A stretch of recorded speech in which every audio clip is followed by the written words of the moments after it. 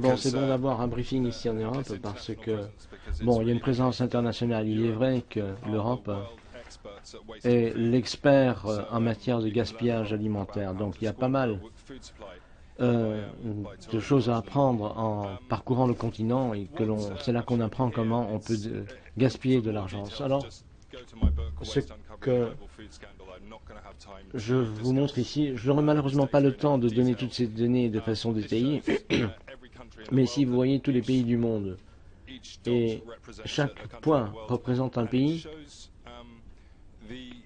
et vous y voyez également l'approvisionnement alimentaire du pays en taux de pourcentage des exigences nutritionnelles de la population. Donc un pays théorique qui aurait une exigence à 100% de la nutrition pour sa population se trouverait sur la marque du 100 à gauche.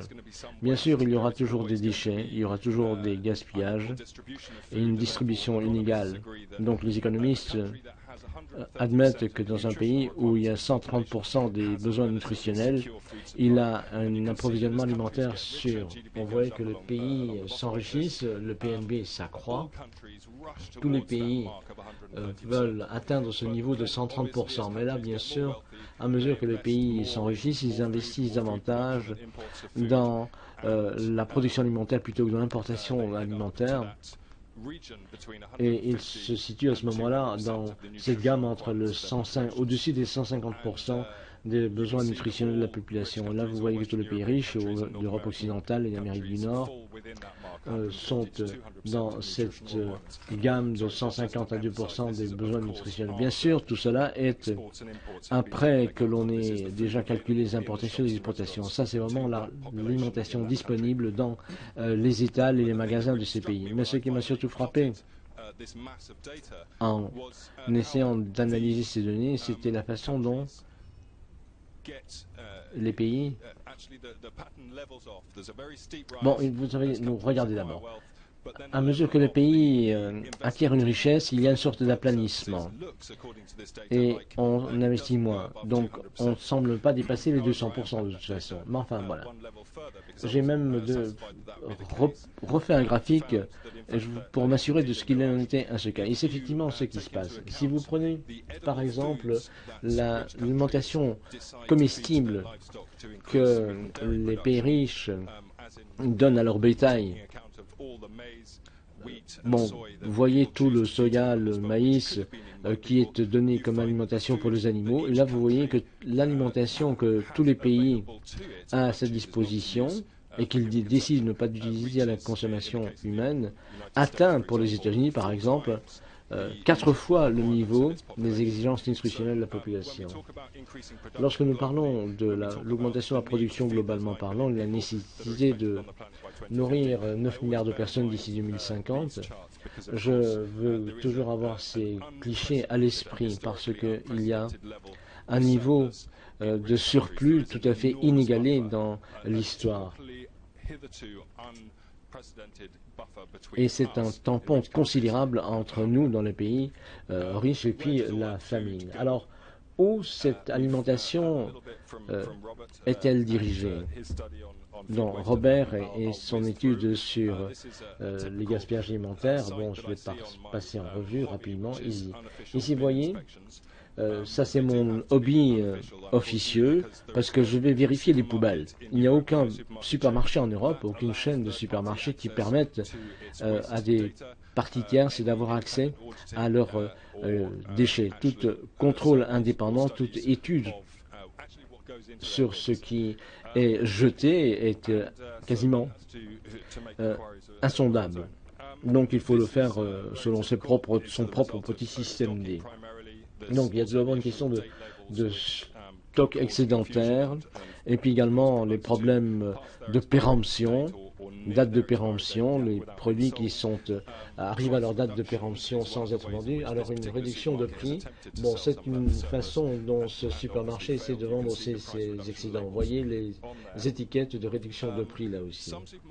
Certains supermarchés sont devenus vraiment experts dans la redistribution à des œuvres caritatives, toutes ces alimentations qui étaient aptes à la consommation. D'autres organisations la Kiwi, la chaîne de supermarchés en Norvège par exemple, a une réduction de 50% sur le prix la veille du jour de la date de péremption. Et le jour de la péremption, vous recevez l'alimentation gratuitement. Ici, Walmart et Tesco publient ce dont les pays en développement ont besoin pour se moderniser, pour accroître l'efficacité.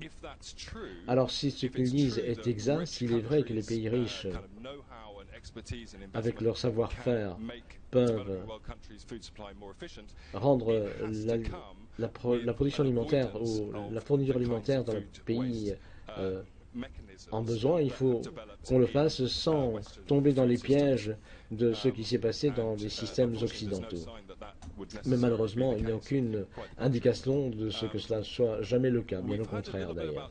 On nous a entendu parler des déchets des supermarchés. Mais lorsque j'ai fait ma recherche, je me suis rendu compte que les aliments jetés par les supermarchés, c'est vraiment un pourcentage infime qu'ils obligent leurs fournisseurs à jeter. Tout ce qu'on fait, c'est simplement décharger des déchets sur leurs fournisseurs, ce qui réduit les inefficacités économiques de leurs déchets dans leur propre modèle opérationnel. Voici un exemple de ce que l'on trouve. C'est une société de fabrication de sandwichs qui approvisionne un supermarché au Royaume-Uni. Ils jetaient 13 000, chaque jour, ils jettent 13 000 tartines en quelque sorte. Suite à ma visite dans ce site, ils ont arrêté de le jeter et j'ai dit qu'ils pouvaient peut-être réduire leurs pertes en le donnant comme aliment pour le bétail et ça leur a permis de faire une économie considérable. Donc il y a des facteurs qui permettent de contourner ces difficultés, mais c'est un exemple de la façon de ces supermarchés qui disent nous ne voulons pas la croûte, ni non 4 et parce que le début et la fin du pain, ils le jetaient parce que le supermarché ne voulait pas les vendre. Donc ça c'est pas une bonne utilisation des ressources non plus. Ici, nous avons parlé des normes cosmétiques présentées par les supermarchés, mais qu'il suffise de dire que cet agriculteur-là est un exemple classique. Il a jeté 16 000 livres d'épinards. Rien n'a été récolté de ces épinards parce qu'il y avait un peu d'herbe qui était présente aussi. Les pommes de terre également étaient destinées à la consommation des porcins. Ici également des navets qui sont trop petits pour la consommation au Royaume-Uni et nous exportons tous ces déchets cosmétiques, comme nous les appelons, vers d'autres pays. Ici, c'est l'Équateur l'année dernière.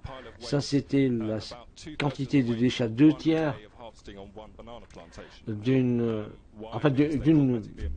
production d'un centre de production de bananes, tout simplement parce que les ramiers n'étaient pas assez grands.